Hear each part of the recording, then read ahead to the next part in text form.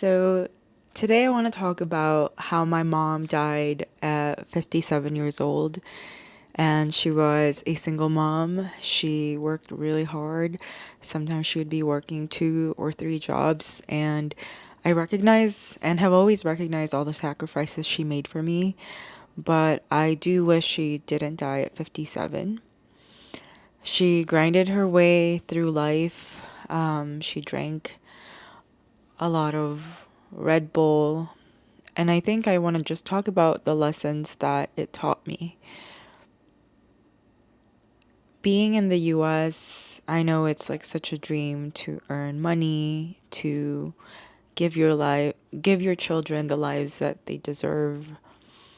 But I think there's a point of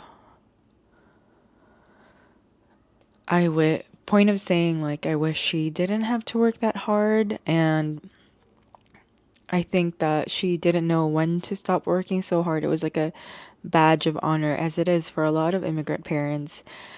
It was like a badge of honor for her to work that hard, and I think she had raised me the same way, to study hard, to work hard. And the only thing that stopped me was when I was diagnosed with lung cancer at age 28, 4 years ago. And I want to tell you this because my mom, right before she passed away, she had all these grand plans to finally go home. Umuwi na sa Pilipinas. She wanted to go home to the Philippines. She was even talking to the Airbnb hosts already. She knew which province to go. It was my father's province that she wanted to go home to. And she deserved that. I wish I could give her that life now because I'm done with school and I can afford to, take her home, but I can't. So I think I want to share that lesson with you, that money is fleeting. Time is currency. Time is power, right? And we're selling our time for money. And there's a point, yes, we need it for survival. We need money to eat food. But we also have to stop sometimes and look around and recognize that maybe everything we were running from, right, and trying to survive from no longer exists. And I say that because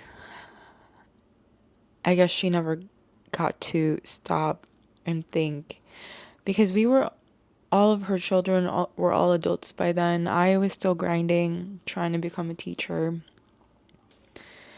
How old was I? I think I was 27 years old. And I think it just taught me, even before cancer, right, how fleeting life is, and how often we as younger people can see older people dying as like natural.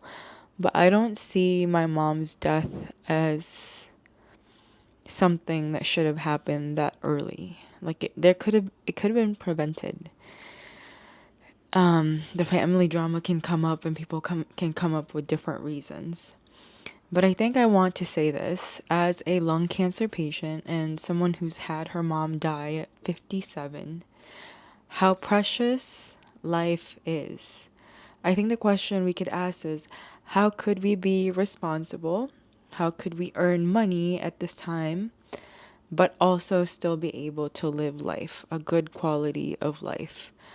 It doesn't have to be black or white. For some people, yes. But if you have found this video, I would hope that, you are probably trying to get out of survival yourself, or finally change that identity from somebody who's surviving to now you're able to breathe just a little bit. And it's okay to ask questions because it leads you to answers. I certainly don't have all the answers for you. And I also am trying to figure that out about life, right? Like, how can I be responsible and still live a good quality of life and not keep running the rat race? One thing I've changed and I'm privileged enough to do is remote work. And this isn't just an American thing. I know Filipinos that do remote work, Mexican people that do remote work, Mexican citizens. People from India are doing it. People from, I don't know, various different countries, they are working, remotely. I know people in Taiwan are doing it, people from Russia, and, you know, and I'm wondering, like, is there a skill you could do or learn in order to make that a reality? And I'm not saying you need to go do it now. I'm not trying to put pressure. But what if we planted a seed, right? Because for me, I think for me, since 2017, I had been saying it and manifesting it and like telling everybody, yeah, I'm just going to get a remote job. That was back in 2017, even way before COVID. I remember I was going to go and volunteer in Costa Rica right after my master's. Imagine I was volunteering, right? Not earning any money at all.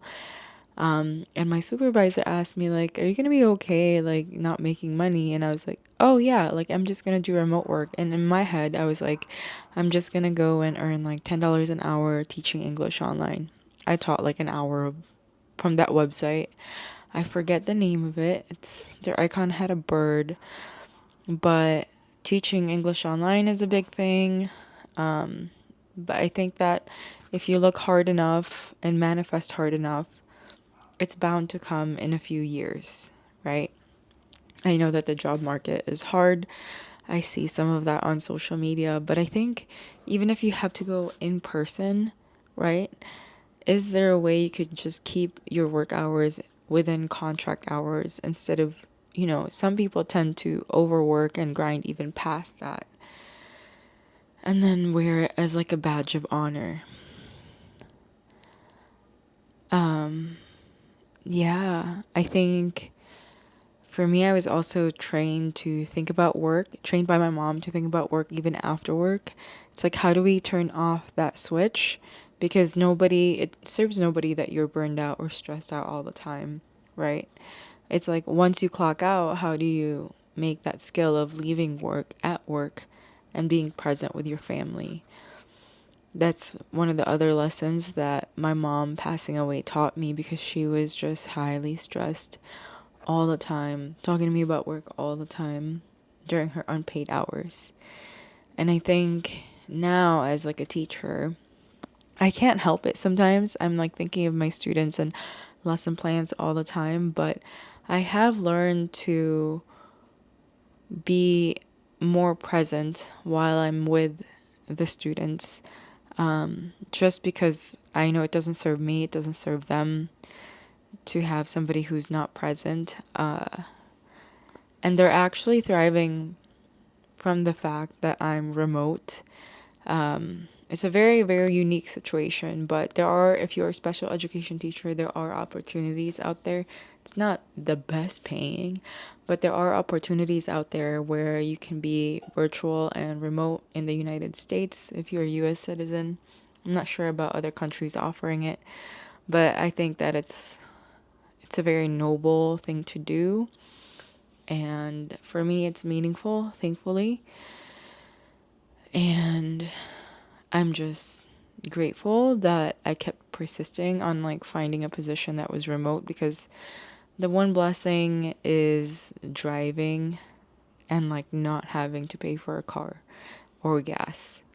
I'm able to really focus if there's like paperwork or lesson plan, use my time wisely instead of working. I used to work until 2 or 3 a.m. and then repeat and go to work at like 7 or 8. Like, that was the teacher life for me, and that's when I hit burnout and when I had to go to the hospital.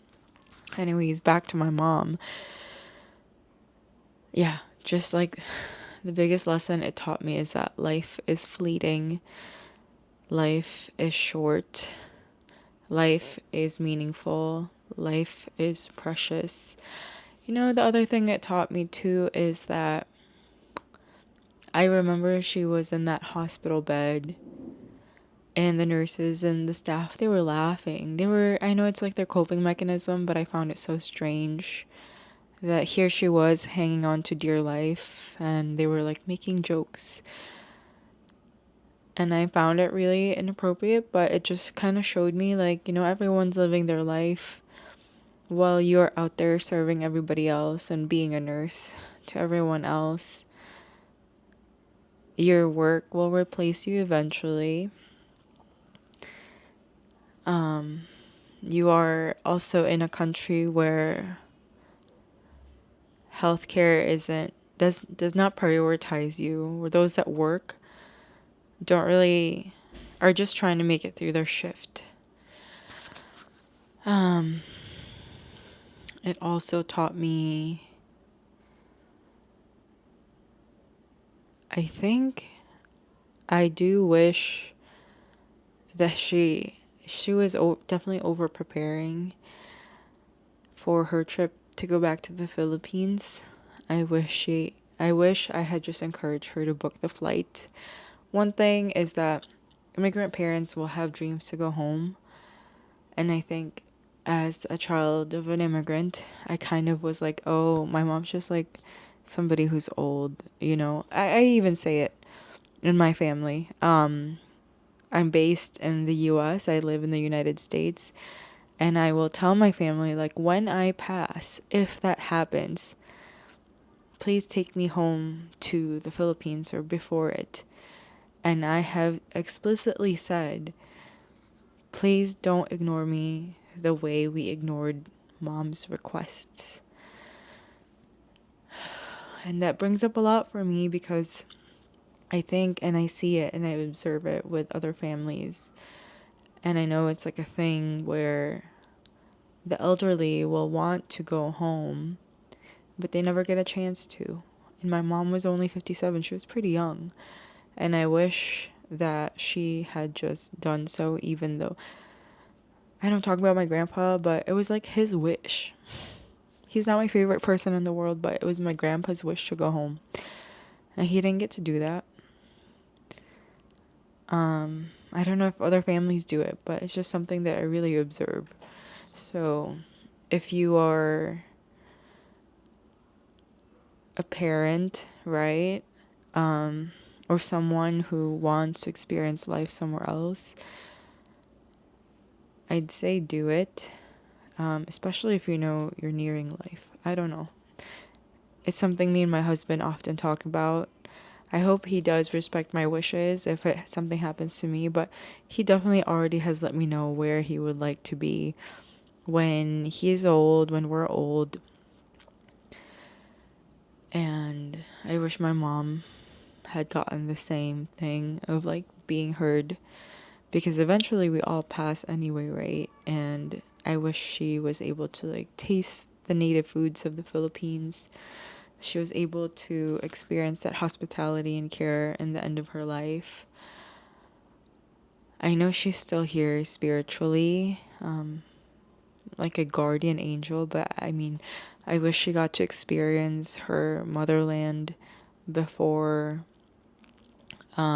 before passing, right? Before transitioning into the next life. I always imagine her on a mango farm dancing, but yeah, it's just some things that I've learned and continuously reflect on. I made a lot of changes in my life after my mom passed, but then I went into that cycle of overworking again, and then illness also got me.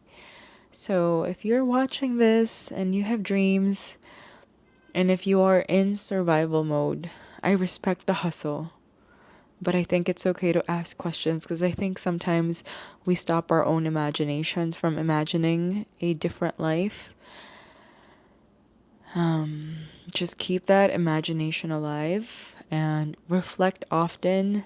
Ask questions to yourself in the way life is.